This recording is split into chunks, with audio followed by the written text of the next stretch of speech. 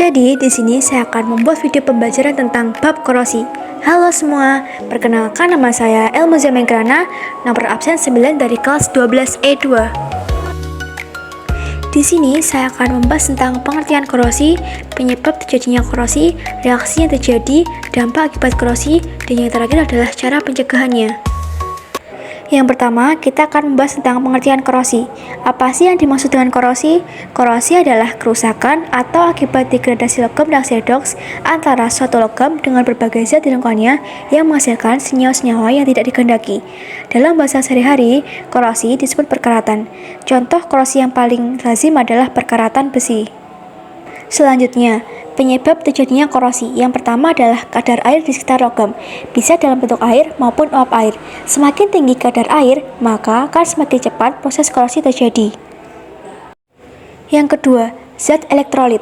Karena adanya transfer elektron. Transfer elektron berkaitan erat dengan reaksi redoks. Semakin tinggi suatu larutan elektrolit, maka akan semakin mendorong terjadinya transfer elektron yang menyebabkan korosi. Yang ketiga, permukaan logam tidak rata.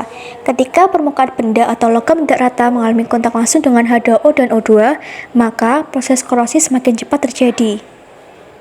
Yang keempat, terbentuknya sel elektrokimia.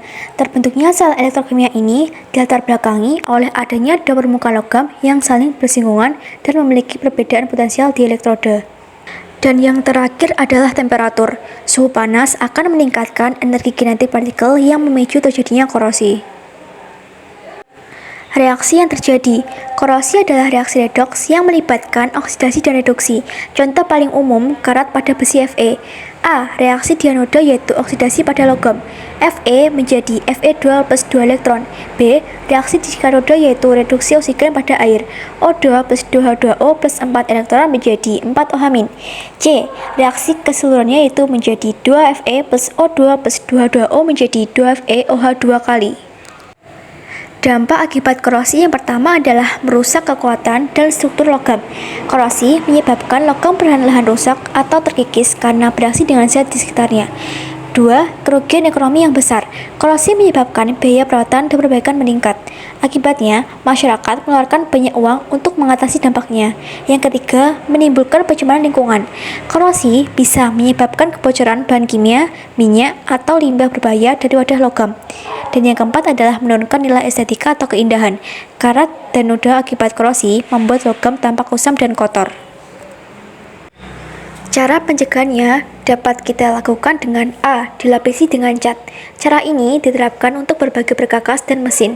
Oli dan gemuk mencegah kontak besi dengan air. B. Dilumuri dengan oli atau gemuk. Cat dapat menghindarkan kontak langsung antara besi dengan udara dan air. C. Pelapisan dengan kromium. Besi atau baja juga dapat dilapisi dengan kromium untuk memberi lapisan pelindung yang mengkilap. D. Dibalut dengan plastik. Plastik mencegah kontak besok dengan air. E. Tin planting atau pelapisan dengan timah. Timah tergolong logam yang tahan karat. Besi yang dilapisi timah tidak mengalami korosi karena tidak ada kontak dengan oksigen atau udara dan air. F. Menggunakan logam tahan karat.